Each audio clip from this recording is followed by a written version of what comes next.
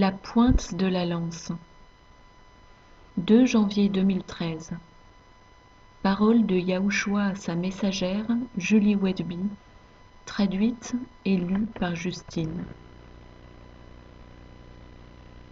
J'aimerais poser la question suivante à ceux qui disent qu'ils marchent dans mes pas.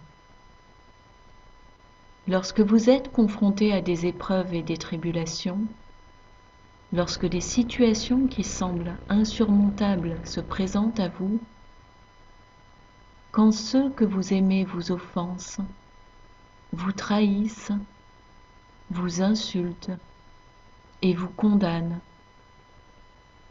lorsque la pointe de la lance pénètre votre cœur, de quelle façon saignez-vous?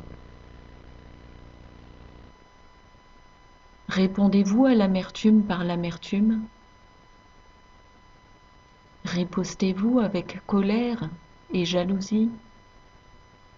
Des insultes pour chaque blessure occasionnée? Des remarques blessantes en réaction aux opinions douloureuses non sollicitées? Sont-ce des réponses et des remarques empoisonnées qui saignent de votre plaie? Ou bien faites-vous preuve de grâce, de miséricorde, d'amabilité, de compassion et d'amour inconditionnel? J'ai conscience que ce que j'attends de vous n'est pas facile ni naturel dans votre royaume physique. Vous devez vous rappeler cependant que je suis le parfait exemple en ce que je vous ai montré ces choses, ces actes de gentillesse et de miséricorde qui peuvent et doivent être démontrés. Je suis venu afin de vous montrer qu'il y a une voie possible. C'est ma voie. Et en effet, ce n'est pas la réaction que vous, de votre propre initiative, choisiriez. Je vous ai appelés à être mes héritiers, mes frères et sœurs. Je réclame de vous que vous viviez une vie séparée du monde. Je vous ai dit et répété que ce monde n'est pas votre demeure. En cela, je souhaite que vous trouviez du réconfort. Quand vous répondez au mal par le mal, vous ne faites que perpétuer les ténèbres qui baignent ce monde. Je vous ai appelé à être mes lumières. Je vous ai appelé à être autrement différents.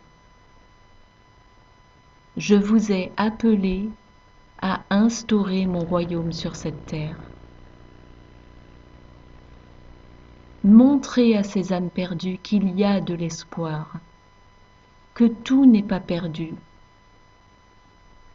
Bien souvent, vous êtes les seules lumières qu'ils verront jamais. Oui, j'ai permis à leur cœur de s'endurcir. Mais personne n'est hors de portée de ma miséricorde et de mon salut, sauf s'ils ont plaidé allégeance au malin. Si vous désirez vraiment marcher avec moi, et si vous avez prié pour être de mes disciples, alors ne priez pas des prières égoïstes. Priez la volonté du Père. Priez que des tests vous soient envoyés afin d'affermir et d'augmenter votre foi. Priez que vous deveniez forts en moi au travers de ces tribulations. Ne priez pas pour en être écarté, car c'est dans ces tests que vous allez grandir et gagner en maturité dans votre relation avec moi. Je parle dans ma parole de ma voie comme du chemin étroit. Me suivre ne sera jamais facile. Tout comme moi, vous rencontrerez toujours l'adversité. Vous devez vous y attendre et préparer votre cœur à de telles situations chaque jour pendant votre temps seul avec moi. Je vous armerai et vous équiperai. Et sachez quand ils vous persécutent qu'ils m'ont persécuté en premier. Tourner l'autre joue est contraire à ce que serait la réponse de l'homme charnel. Mais je vous appelle à opérer depuis l'esprit, pas de la chair. C'est si important.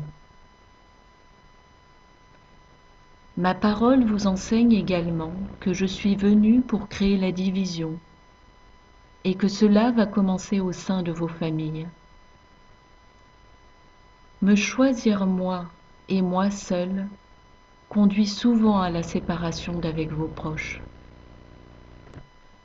Ma volonté est que vous maîtrisiez ces principes en vue des ténèbres qui arrivent, les ténèbres qui sont déjà sur vous.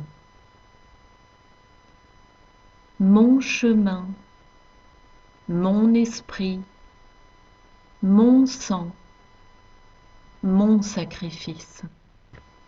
Cela a été accompli pour tout temps.